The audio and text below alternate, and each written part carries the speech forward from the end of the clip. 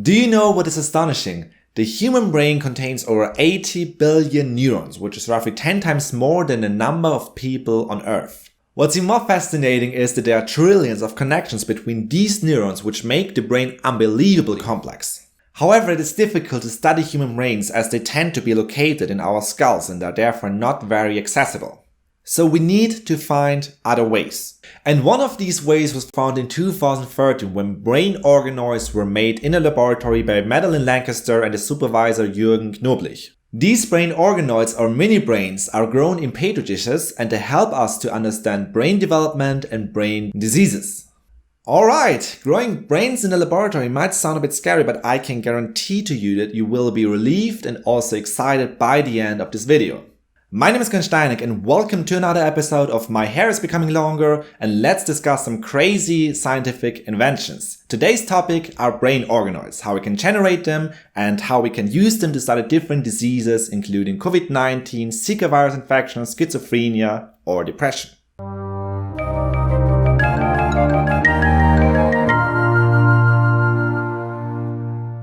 We've already covered organoids some months ago. So feel free to watch this episode here as well if you want to know more about other types of organoids. In this episode we want to exclusively focus on brain organoids. Okay, so what are brain organoids? Brain organoids or cerebral organoids are laboratory grown structures which mimic part of the brain. You can think of them as tiny brains to some degree, but also not really. Brain organoids possess some key features of the developing brain. For example, they establish different regions which contain multiple layers of neurons. Our brains, of course, also possess different regions which comprise of neurons. If we take a closer look, brain organoids are not really tiny brains. For example, we can find extensive connections within our brains which are lacking in brain organoids. Moreover, they do also not show very organized activities and also do not contain very specific cell types we do find in our brain. As a consequence, they are not really mini brains. They are not able to think, feel, or subscribe to my channel, which shrinks my audience, but also eliminates ethical concerns. But nonetheless, brain organoids are made in a laboratory and they can help us to understand some key aspects of brain development and disease. Maybe you are now thinking, hey, I want a tiny brain, that sounds awesome. Well, great that you're watching this video then. Let's discuss how we can generate brain organoids in a laboratory. And here comes an important animation which will help us to understand how we can get from single cells to brain organoids. We start by cultivating induced pluripotent stem cells. We've already discussed them in this episode here, but very briefly, induced pluripotent stem cells are stem cells which can be transformed into nearly every cell type we find in our bodies. We just need to feed them with the right molecules and then, for example, they can become cells of the intestine, beating muscle cells of the heart or neurons. In contrast to stem cells and embryos, induced pluripotent stem cells can be generated from the skin of every living person. So that means we could generate stem cells from you, from me, or also from Keanu Reeves. And that meme is becoming kind of old, I guess.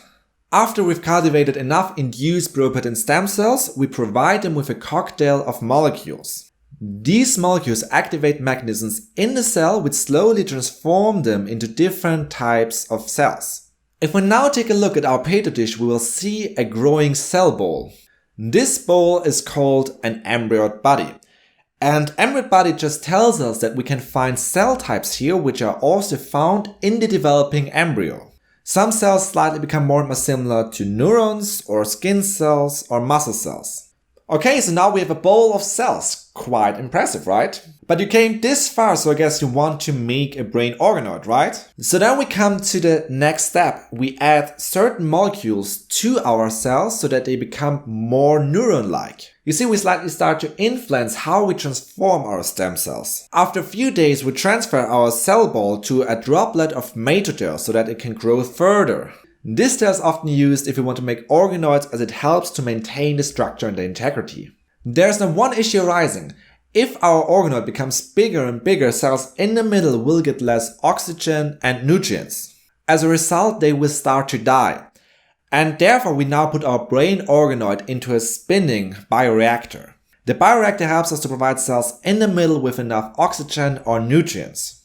So now we let our brain organoid grow a little and there you go, tiny mini brain. Now we know how to make brain organoids, but the next question is, why should we make them in the first place? Well, we can use brain organoids to study development and brain diseases. Let's start with development. As we've already discussed, brain organoids exhibit some features of the developing brain. For example, we can find some cell types in brain organoids which we can also find in the developing brain. This now includes radioglial cells or cortical neuron subtypes. For now, you do not need to know anything about these cell types, except for that cortical neuron subtypes form layers in the developing embryo. In brain organoids, cortical neuron subtypes also form layers, although the number is different compared to what we find in the developing embryo. Therefore, we can use brain organoids to understand how these layers assemble. Brain organoids also form some prominent regions we can also find in the brain, such as the outer subventricular zone. Once more, you do not need to know anything about this region except for that it's uniquely found in primates. This structure is linked to the expansion and the complexity of the human brain. So we can use brain organoids in order to understand how our brain became so unique.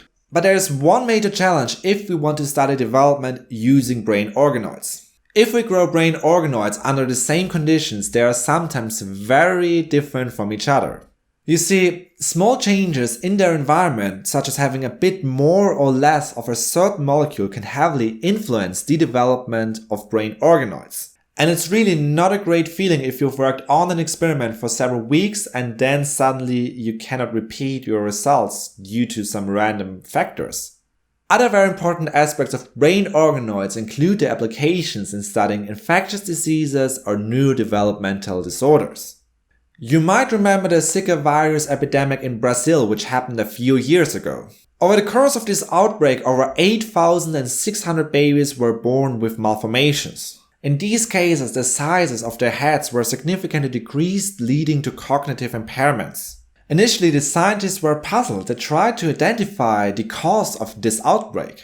One pathogen gradually became the main suspect, the Zika virus. And finally, this notion was verified when brain organoids were infected with the Zika virus. It was observed that infected brain organoids grew much slower than non-infected organoids. This is very similar to what has been seen in the brains of babies. Now we know that the Zika virus does not cause much damage to adults, but if a pregnant woman is infected, the unborn baby is severely damaged. Later brain organoids were used to identify potent Zika virus inhibitors by treating infected brain organoids with thousands of different substances. So now we come to the most famous outbreak in the last decades, I guess, COVID-19. Right now, a lot of scientists are trying to help understanding the COVID-19 pandemic. And not surprisingly, scientists also wanted to find out whether SARS-CoV-2, which causes COVID-19, is also able to infect brain organoids. So right now it seems like that SARS-CoV-2 can infect brain organoids. It was also shown that SARS-CoV-2 might be able to distort the function of certain types of cells in the organoid.